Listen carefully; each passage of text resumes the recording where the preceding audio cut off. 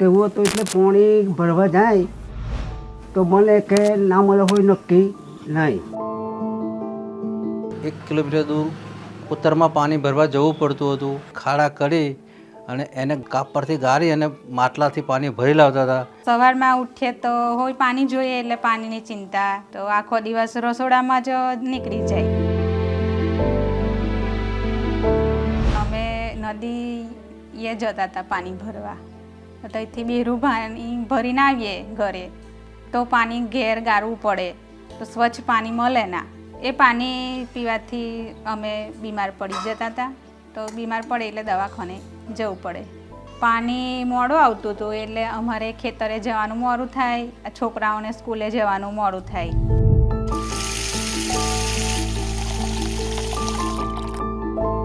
નળ સે જલ આવી છે ત્યારથી અમારા ગામમાં ઘરે ઘરે નળના ચકલી અને થારા બનાવી આપવામાં આવેલા છે. પાણી પુરવઠા યોજનામાંથી 30,000 લીટર ક્ષમતાવાળી ટાંકી બનાવવામાં આવી છે.